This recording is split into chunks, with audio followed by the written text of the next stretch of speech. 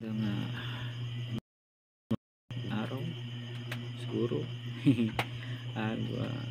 Ito po ay turo ko po ngayon kung paano gamitin o i-set up ang ating Google Earth Pro.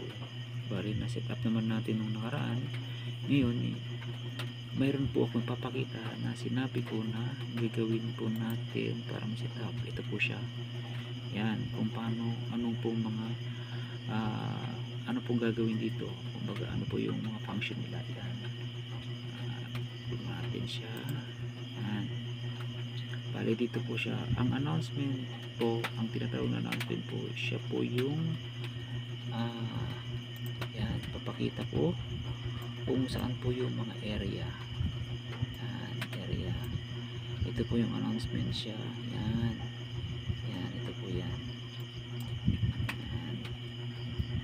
Yan po siya. Ngayon dito po tayo, then pupuntan po natin yung border and label. Ito po yung border and label. Magpapakita rin po siya kung saan po yung mga boundary. Yan, mga boundary po. Yan, boundary po ng bear tinatawag na grade line. Yan po. Ito po yung place, photo. Yan, mga photo, place. Ito po siya. Yan, yung place po. Yan, maybe Ilocos, Visayas, mainit, at saka Manat. Yan poblasyon po. Yan po. Tapos ang ito namang road po, ito po siya. Ito po yan, yung mga yan. Ito po yung tinatawag na provincial road. Yan. Yan po yung dinadaanan natin, na nagdaanan po ng Google. Ito po naman yung 3D at saka yung weather. Hindi po siya makikita yan kasi yung weather mayroon po siyang i-click pa dito para makita po siya kung maulap ba o maulan ba sa area. Ito namang gallery po na yan. Ito naman po yung mga dati na may mga kagaya po, may mga resort, gaya po ng mga yan, mga resort, mga view po na maganda. Yan po dyan.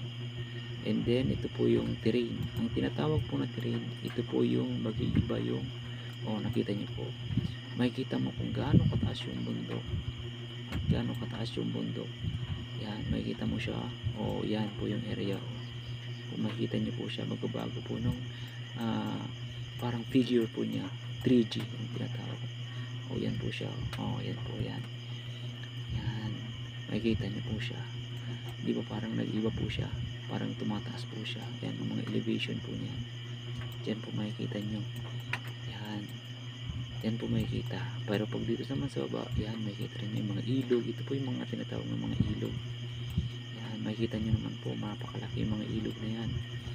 Yan. Ito po, hanggang dito na lang po kasi hanggang dito lang po yung inabot ng Google. Hindi po niya napuntahan ba dito, kaya hindi po niya hindi po siya nagiging kulay yellow ba to ang tawag dito.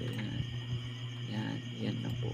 So sunod po ipapakita ko naman po kung paano puntahan po itong mga to.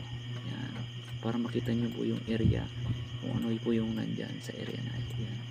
Yun lang po at maraming salamat. God bless.